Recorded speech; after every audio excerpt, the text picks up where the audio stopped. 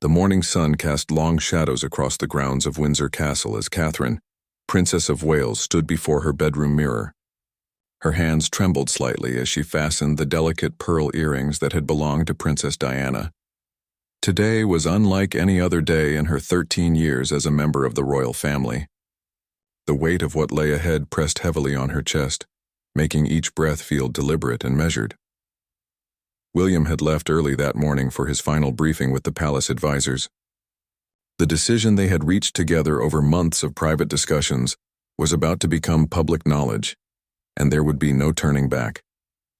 Catherine touched the simple gold band on her finger, remembering the day William had placed it there in Westminster Abbey before 2 billion viewers worldwide.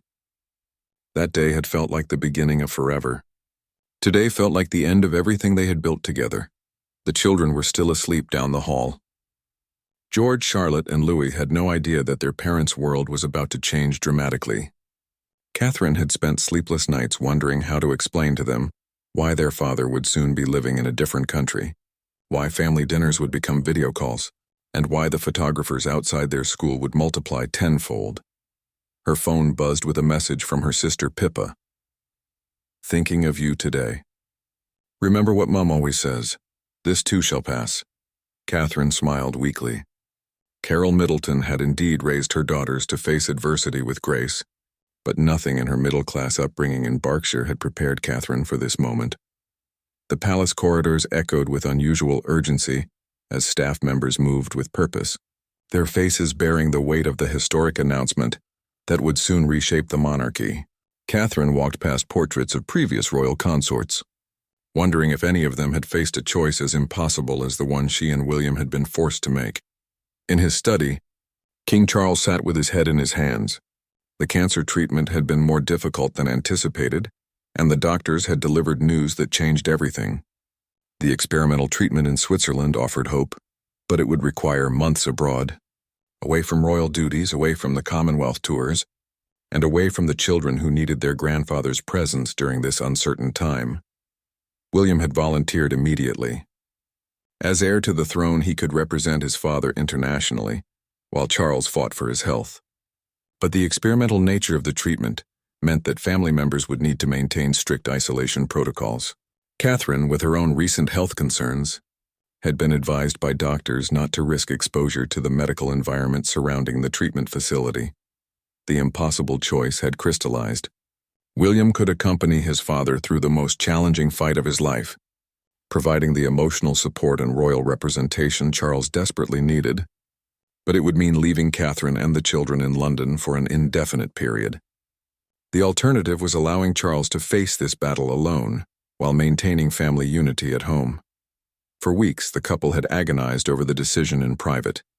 William felt torn between his duty as a son and his responsibility as a husband and father. Catherine wrestled with her own guilt, knowing that her health limitations were partially driving the separation. Late-night conversations had turned into early morning arguments, followed by tearful reconciliations where they held each other and tried to find a solution that didn't exist. The palace press office had been preparing for this announcement for weeks, crafting carefully worded statements that would explain the situation without revealing the full extent of Charles's condition.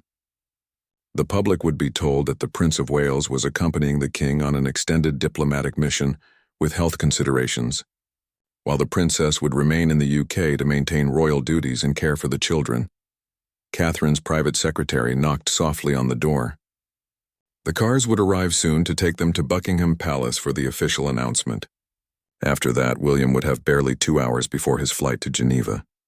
2 hours to say goodbye to the life they had built, the routines they had established, and the daily intimacy of marriage that had sustained them through previous crises. She thought about their first meeting at St. Andrews University, when William was just another student trying to blend into college life. Their friendship had blossomed slowly, carefully, with Catherine always aware that loving him meant accepting a life under constant scrutiny. She had navigated the transition from commoner to future queen with remarkable grace, earning the respect of the British people and the admiration of royal watchers worldwide. Now, as she prepared to face the cameras and announce their temporary separation, Catherine wondered if their love story would survive this latest chapter. They had weathered rumors, family scandals, and the relentless pressure of public life, but physical separation was uncharted territory. The children began stirring in their rooms. Soon she would have to explain to them why Papa would be on video calls instead of reading bedtime stories, why his chair at the dinner table would remain empty for months, and why this sacrifice was necessary for their grandfather's survival. Catherine closed her eyes and drew strength from the knowledge that she and William had made this decision together, as partners. Their love had deepened through 13 years of marriage, growing stronger with each challenge they faced. If anyone could survive months apart while maintaining their bond, it was them. The morning light grew stronger, casting away the shadows that had seemed so ominous just hours before. Catherine straightened her shoulders, checked her appearance one final time, and prepared to face the day that would test everything she believed about love, duty, and the power of hope. In a few hours, the world would witness a goodbye between two people who had promised to face everything together. What the cameras wouldn't capture was the quiet strength they drew from each other, the unspoken understanding that this separation was not an ending but a pause in their continuing story. The door opened, and William appeared, his face reflecting the same mixture of determination and heartbreak that Catherine felt. They looked at each other across the room, and in that moment, both knew that whatever lay ahead, their love would survive this test. The goodbye that would shock the world was really the beginning of the greatest testament to their marriage that anyone could imagine. The stateroom at Buckingham Palace had been transformed into a media center, with cameras positioned at precise angles to capture every expression, every gesture, every moment of what would become one of the most talked about royal announcements in modern history. William and Catherine entered together, their hands briefly touching before they took their positions behind the mahogany podium that had witnessed countless historic declarations. Catherine's navy dress was chosen deliberately, conservative, enough to convey seriousness, but warm enough to remind viewers that behind the royal titles lived real people facing an extraordinary situation. William wore his military uniform, a visual reminder of his service to country and duty that extended beyond personal comfort. The room fell silent as cameras began rolling. Around the world, news channels interrupted regular programming with breaking news alerts. Social media buzzed with speculation as royal watchers noticed the unusual timing and setup of the announcement. William spoke first, his voice steady despite the emotional weight of his words. He explained that King Charles required specialized medical treatment abroad, treatment that offered the best possible outcome, but would require extended time away from British soil. He spoke of duty, of family bonds, and of the difficult decisions that sometimes faced those in service to the crown. Catherine watched her husband address the nation with the same composure he had shown throughout their marriage during moments of crisis. She remembered how he had supported her through her own health challenges earlier that year, never leaving her side during hospital visits, holding her hand through difficult conversations with doctors, and shielding their children from the worst of her anxiety about the uncertain diagnosis that had ultimately proven manageable. Now it was her turn to be strong for him. When William's voice caught slightly while explaining the separation, Catherine stepped closer to the microphone. Her words were carefully chosen but heartfelt, expressing gratitude for the public's understanding and emphasizing that their family's love transcended physical distance. The questions from reporters were respectful but probing. How long would the separation last? Would the children visit Switzerland? How would royal duties be divided? Catherine fielded each inquiry with grace, while William provided the constitutional details that satisfied the press's need for concrete information. Behind the cameras, palace staff watched with admiration as the couple navigated the most personal announcement of their public life. Private Secretary Sarah Mitchell had worked with the royal family for 15 years and had never seen two people handle such a difficult situation with more dignity. The announcement lasted 37 minutes. As the cameras stopped rolling and reporters began filing their stories, William and Catherine were escorted to a private dining room where their children waited with Catherine's mother, Carol. The children had been watching the announcement on television, trying to understand why their parents looked so sad while talking about Papa's important trip. George, now 21 and preparing for his final year at university, understood more than his younger siblings. He had grown up watching his parents balance personal desires with royal responsibilities, but seeing them face this level of sacrifice was new even for him. Charlotte, 19 and in her second year studying international relations, had tears in her eyes as she hugged her father. 15-year-old Louis tried to maintain the brave front expected of a teenage prince, but his voice shook when he asked when Papa would come home. William knelt to Louis's level, looking directly into eyes that mirrored his own. "I don't know exactly when," he said honestly, "but I promise you that every day I'm away I'll be thinking about you, and I'll call you every single day. And Mama will be here taking care of everything just like she always does." Catherine watched this exchange with a mixture of pride and heartbreak. William had always been an exceptional father, present and engaged despite the demands of royal life. The thought of him missing months of Louis's important teenage years, of not being there for Charlotte's university experiences, or for George's transition into adult royal responsibilities, was almost unbearable. Carol Middleton, ever the practical grandmother, began discussing logistics. She would move into Kensington Palace temporarily to help with the children's routines. The family's longtime housekeeper, Maria, had already volunteered to work extended hours. The children's protection officers would adjust their schedules to provide additional support during this transition. The clock in the dining room chimed, a reminder that William's departure time was approaching rapidly. Swiss medical protocols required his arrival by evening to begin the isolation procedures necessary before entering his father's treatment environment. William's luggage waited in the entrance hall, a small collection of bags that seemed insufficient for a separation of unknown duration. He had packed carefully photographs of the family, Catherine's favorite perfume on a handkerchief, letters from the children that he could read during difficult moments, and a small wooden box containing soil from the gardens at Kensington Palace. The family walked together to the private entrance where the waiting car would take William to RAF Northolt for his flight to Geneva. Press photographers had been positioned at a respectful distance, their long lenses trained on the path where the most emotional goodbye in recent royal history would unfold. Catherine had thought carefully about this moment. She knew the images captured in the next few minutes would be analyzed, discussed, and remembered for decades. More importantly, she wanted her children to see their parents handle this separation with love, dignity, and hope. As they reached the car, William turned to face his family. The November air was crisp and falling leaves created a carpet of gold and red around their feet. For a moment, the weight of cameras and protocols disappeared, and they were simply a family saying goodbye. William hugged each child individually, whispering private words of love and encouragement. When he reached Catherine, the world seemed to pause.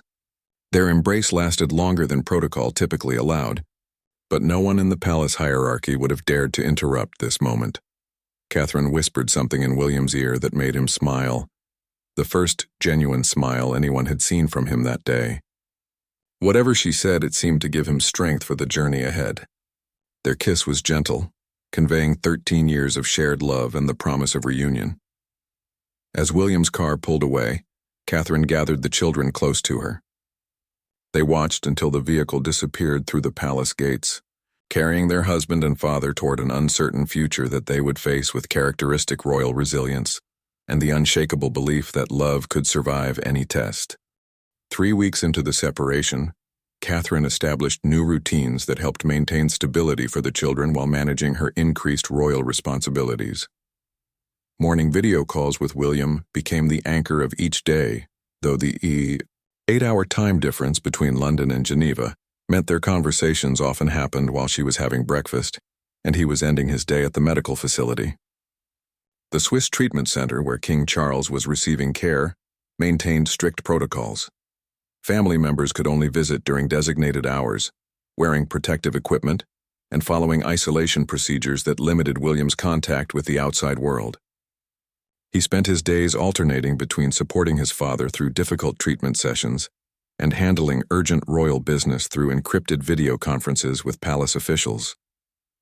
Catherine's role had expanded dramatically. She now represented the Wales family at state functions, conducted solo visits to charities and organizations, and managed the children's increasingly complex schedules as they dealt with their father's absence. The British public watched with growing admiration as she handled these new responsibilities with characteristic grace. The media response to the separation had been mixed. While most outlets respected the family's privacy during this medical crisis, some tabloids speculated endlessly about the strain on the marriage. Social media buzzed with conspiracy theories, romantic interpretations of their farewell, and endless analysis of every photograph and video call screenshot that surfaced. Catherine learned to ignore the noise, focusing instead on the steady stream of supportive messages from the public. Letters arrived daily at Kensington Palace from families who had experienced medical separations, offering encouragement and sharing their own stories of love surviving distance and uncertainty. The children adapted to their father's absence in different ways. George threw himself into his university studies, calling his father regularly for advice about his final dissertation on constitutional monarchy in the modern age.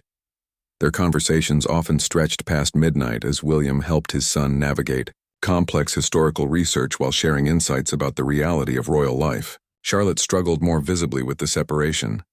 As the only daughter, she had always shared a special bond with William, who had encouraged her interest in international diplomacy and supported her during difficult teenage years. She began keeping a daily journal, writing letters to her father that she planned to give him upon his return. Louis, the youngest, surprised everyone with his resilience. He created a countdown calendar in his bedroom, marking each day until his father's expected return. His protection officer, James, had become an important male figure in his daily life, helping with homework and joining the informal football matches that Louis organized in the palace gardens. Catherine's mother, Carol, proved invaluable during this period. Her presence provided emotional stability for the children and practical support that allowed Catherine to fulfill her royal duties without worrying about household management. Carol's common-sense approach to parenting balanced Catherine's more formal royal training, creating an environment where the children could express their emotions freely. The most challenging moments came during what should have been family celebrations. Charlotte's 19th birthday fell during the third week of William's absence. Catherine organized a small celebration at Kensington Palace, but the empty chair at the dinner table served as a painful reminder of their separation. William joined, via video call, singing happy birthday from his sterile room in Geneva, while Charlotte tried not to cry. Medical updates about King Charles remained carefully guarded, but William's daily reports to Catherine revealed the gravity of his father's condition. The experimental treatment was showing promise, but the physical toll on Charles was severe. There were days when the king could barely speak, and others when his spirits lifted enough to joke with the medical staff and ask detailed questions about royal business back in London. William found himself serving multiple roles: son, caregiver, royal representative, and emotional support for his father during the darkest moments of the treatment. The isolation protocols meant he couldn't even hug Charles during the worst days, instead offering comfort through protective barriers that made every interaction feel distant and clinical. The Swiss medical team impressed William with their dedication and expertise. Dr. Helena Muller, the lead oncologist, had treated several world leaders and understood the unique pressures facing royal families during medical crises. She made time for daily briefings with William, helping him understand the treatment process and manage his expectations for his father's recovery timeline. Catherine's own health remained stable, but the stress of managing everything alone occasionally triggered anxiety attacks that reminded her why doctors had advised against joining William in Switzerland. On particularly difficult nights, she would walk through the quiet palace corridors, finding comfort in the portraits of previous royal consorts who had faced their own challenges with dignity. Public opinion polls showed overwhelming support for the royal family during this crisis. The British people appreciated the transparency of the announcement and the sacrifice William was making for his father. Catherine's solo appearances drew larger crowds than ever, with people specifically coming to show support for a princess managing unprecedented responsibilities. International reaction was equally supportive. World leaders sent private messages of encouragement, and several royal families from other countries shared their own experiences with medical separations. Queen Maxima of the Netherlands called Catherine personally, offering practical advice about maintaining family unity across distances. The palace staff adapted remarkably to the new arrangements. Video conference technology was upgraded throughout royal residences to facilitate William's remote participation in meetings. Security protocols were adjusted to protect Catherine during her increased solo appearances, and the children's schedules were modified to ensure they maintained connections with their father despite the distance. Religious faith became increasingly important for Catherine during this period. She attended Sunday services at St. George's Chapel regularly, finding comfort in prayers for Charles's healing and strength for her family's endurance. The Archbishop of Canterbury visited privately, offering spiritual guidance and reminding Catherine that many families faced similar trials with far fewer resources for support. As the fourth week of separation approached, medical reports from Geneva began showing cautious optimism.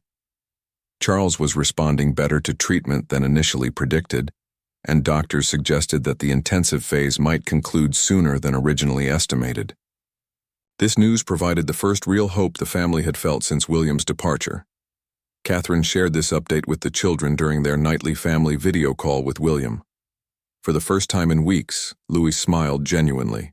Charlotte stopped writing in her journal long enough to ask practical questions about timing, and George began discussing plans for his father's return.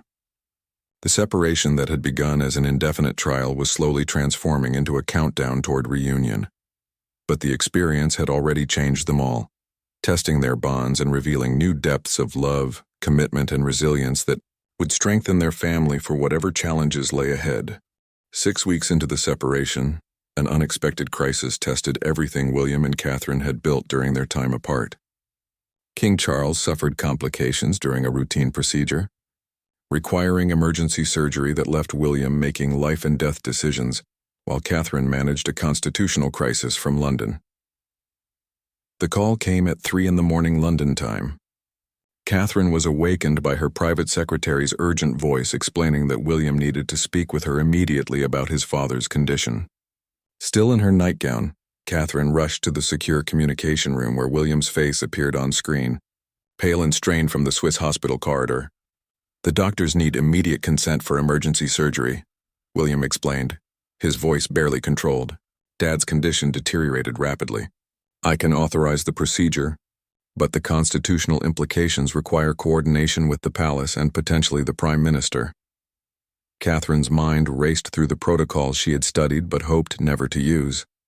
If King Charles became incapacitated, even temporarily, complex procedures would activate to ensure continuity of the monarchy. William, as heir to the throne, would need to assume certain responsibilities while remaining physically unable to return to Britain due to medical isolation requirements. Within 30 minutes, Catherine had established communication links between Geneva, Buckingham Palace, Downing Street, and the Archbishop of Canterbury.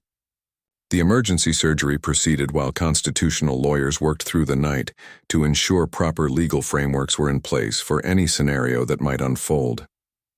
The surgery lasted 6 hours. William remained in the hospital corridor, providing updates to London every hour while Catherine coordinated with government officials to prepare for various outcomes.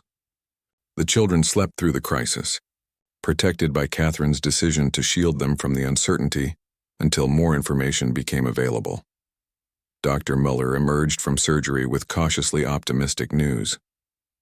The emergency procedure had been successful, but Charles would require additional weeks of intensive care before his condition stabilized enough to consider any travel. The treatment timeline, which had begun showing promise, was now extended indefinitely. Catherine broke the news to the children gently during breakfast, explaining that their grandfather was receiving excellent care, but would need more time to recover fully.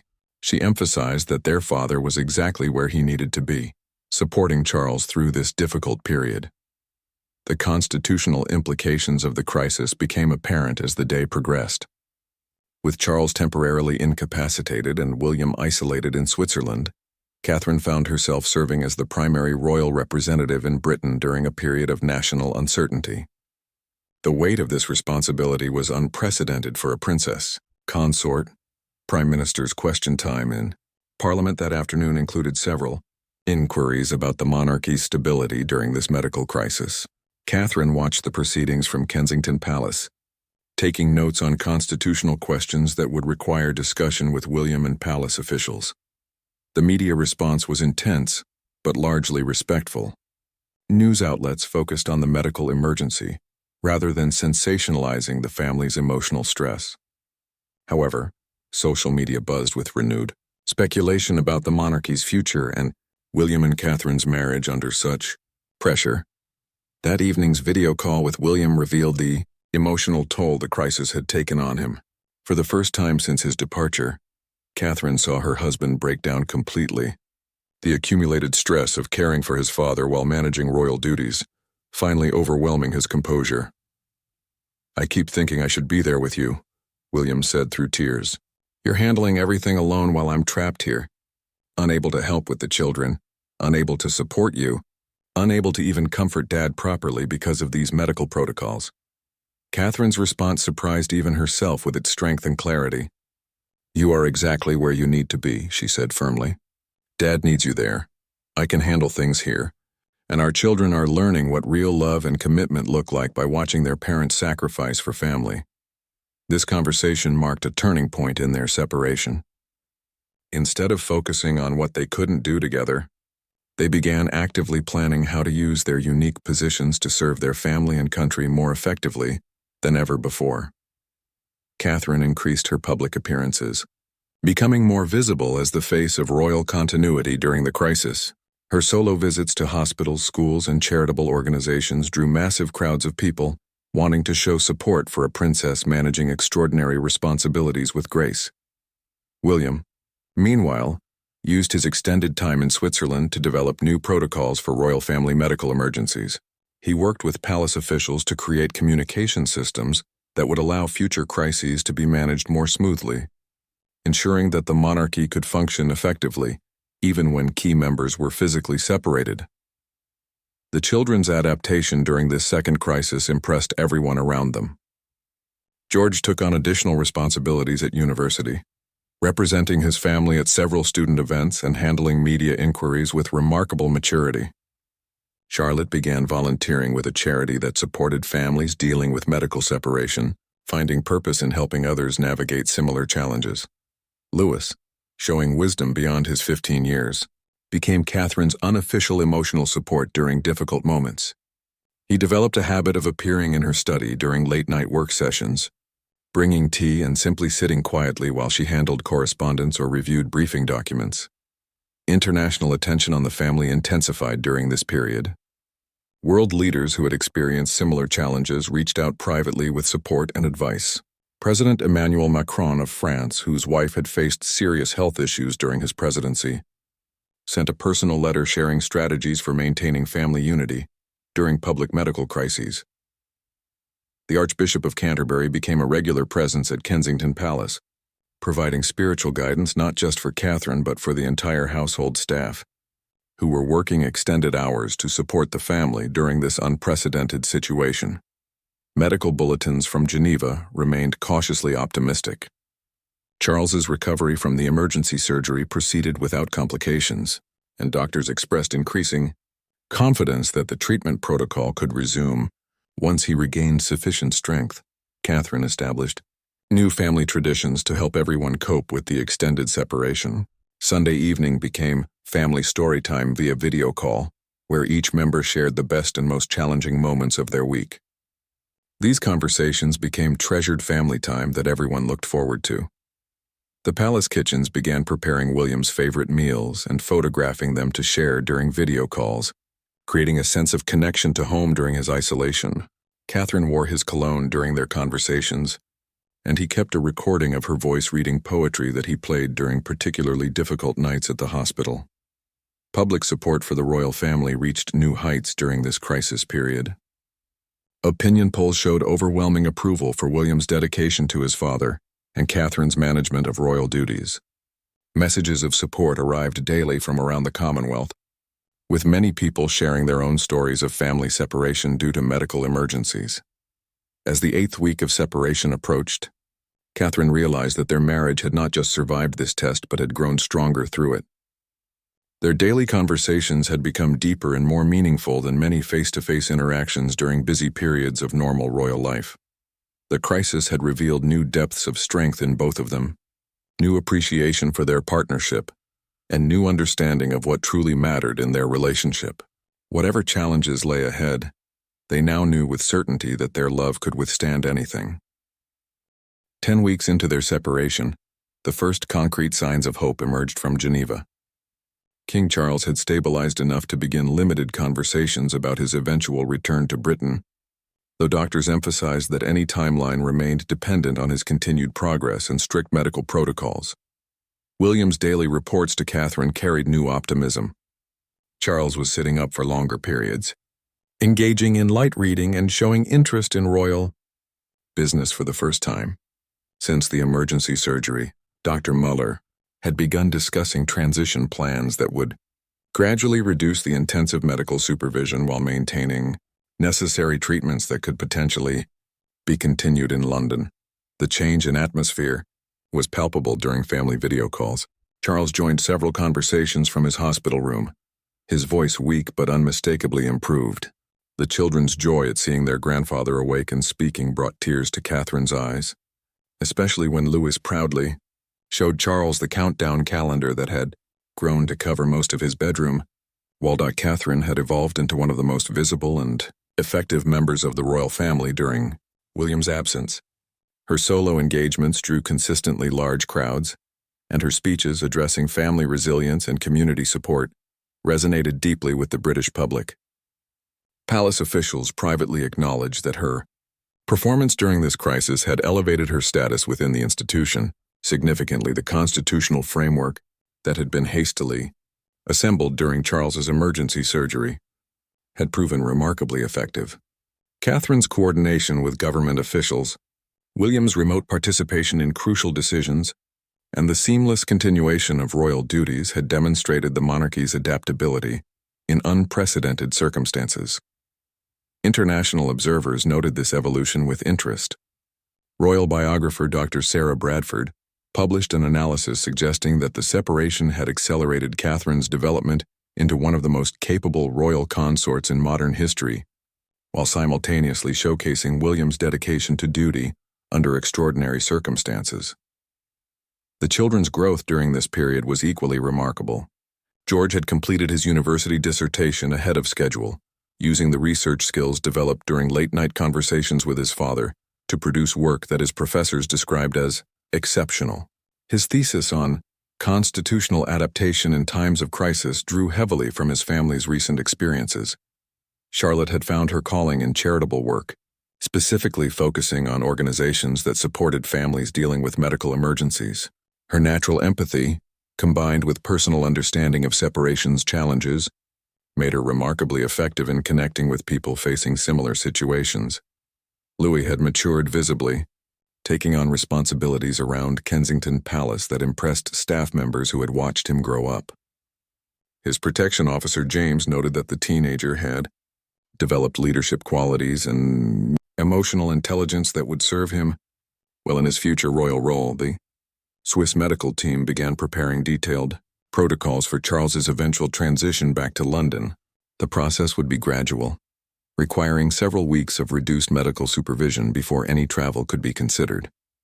Even then, Charles would need ongoing treatment that would limit his public appearances for several additional months. Catherine worked with palace officials to plan for different scenarios regarding the family's reunion. William's return to Britain would require its own isolation period to ensure he hadn't been exposed to anything that could compromise his family's health. The logistics were complex, but for the first time since his departure, specific planning could begin. The media had largely maintained respectful coverage throughout the crisis, but anticipation was building around the eventual reunion. Photographers had begun positioning themselves near potential return routes, and royal correspondents were preparing extensive coverage of what promised to be an emotionally charged homecoming. Catherine found herself reflecting often on how much she had changed during these 10 weeks. The woman who had sometimes deferred to William's judgment in complex royal situations had become a confident decision-maker, capable of representing the monarchy independently. She had discovered strength she hadn't known she possessed. William, too, had evolved during their separation. His daily management of his father's medical crisis while maintaining royal responsibilities had tested his leadership abilities under the most challenging circumstances imaginable. His emotional intelligence had deepened through caring for Charles during vulnerable moments, and his appreciation for Catherine's partnership had grown immeasurably. Their daily conversations had become the foundation of a stronger marriage than either had imagined possible. Stripped of the routine distractions of normal life, they had rediscovered each other through words, shared worries, and mutual support across thousands of miles. The 10th week brought the most encouraging medical report yet. Charles had walked unassisted for the first time since his emergency surgery, and his appetite was returning to normal. Dr. Miller cautiously suggested that if progress continued at this rate, discharge discussions could begin within another 2 to 3 weeks. Catherine shared this news with the children during their Sunday family storytime video call. The excitement in Louis's voice as he calculated the remaining days on his calendar was infectious, and even George, usually reserved in expressing emotions, smiled broadly throughout the conversation. Preparations began in earnest for the eventual reunion. Security protocols were reviewed and updated. Medical facilities at Windsor Castle were prepared for Charles's ongoing care needs, and staff schedules were adjusted to accommodate the family's return to normal routines. The palace announced that Catherine would reduce her public appearances slightly in preparation for the family's reunion, though she would continue representing the Wales family until William's return. This announcement generated significant public interest, as people recognized it as the first official acknowledgement that their separation was approaching its end. Catherine's final solo engagement was a visit to a children's hospital where she met families dealing with medical separations similar to her own. Her conversations with parents and children drew from genuine experience, and her emotional connection with their situations was evident to everyone present. The hospital staff presented Catherine with letters from families around the country who had been inspired by her strength during the royal family's crisis. Many shared stories of how watching her manage such difficult circumstances had given them courage to face their own challenges. That evening's video call with William lasted longer than usual as they discussed the logistics and emotions surrounding their approaching reunion. Both acknowledged that they had changed during their separation, hopefully for the better, and expressed curiosity about how those changes would affect their relationship when they were together again. The 11th week began with the most promising medical update yet. Charles had been cleared to begin limited movement around the treatment facility, marking a significant milestone in his recovery. For the first time since William's departure, return plans moved from theoretical possibility to practical reality. The countdown had truly begun, not just on Louis's bedroom wall, but in hearts around the world that had been touched by a royal family's demonstration that love, duty, and commitment could overcome any challenge. The 12th week brought the news that Catherine had been praying for since William's departure. Dr. Muller called from Geneva with the official announcement that King Charles would be cleared for travel within 72 hours, and William would be able to return to Britain after completing his own medical clearance protocols. Catherine received the call while reviewing correspondence in her study at Kensington Palace. Her hands shook slightly as she wrote down the specific details. William would fly back to RAF Northolt on Thursday afternoon, arriving at 4:30 p.m. British time. Charles would follow 2 days later, once additional medical support equipment was installed at Windsor Castle. The children's reactions were everything Catherine had hoped for, and more. George immediately called his university friends to share the news. Charlotte began planning a welcome home celebration, and Louis raced to his bedroom to triumphantly mark the final days on his countdown calendar. The excitement in the palace was infectious, with staff members smiling more broadly than anyone had seen in months. Preparation for William's return required careful coordination. Palace security reviewed protocols for managing what would undoubtedly be intense media interest in the reunion. The route from RAF Northolt to Kensington Palace was planned to avoid major crowds while still allowing some public glimpse of the homecoming. Catherine spent considerable time choosing what to wear for William's return. She finally selected the same navy dress she had worn for their farewell announcement, wanting to create a visual bookend to their separation story. The pearl earrings that had belonged to Diana went back into her jewelry box, and this reunion called for the simple gold studs that William had given her for their 5th wedding anniversary.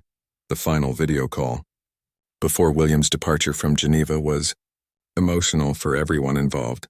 Charles joined from his hospital room, looking significantly better than he had in months. His voice was stronger, his color had improved, and his spirits were clearly lifted by the prospect of returning home.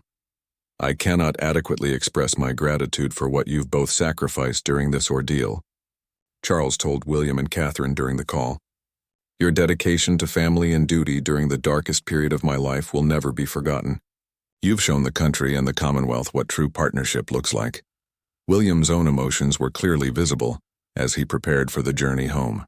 The man who had left London 12 weeks earlier was returning changed by the experience of caring for his father through a life-threatening illness while managing his own family responsibilities from thousands of miles away. Thursday morning arrived with unusual spring weather for November, bright sunshine that seemed to mirror the family's mood.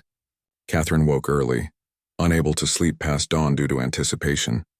She found Louis already awake in the kitchen, having breakfast with Carol, both of them grinning as they watched the clock approach William's departure time from Geneva.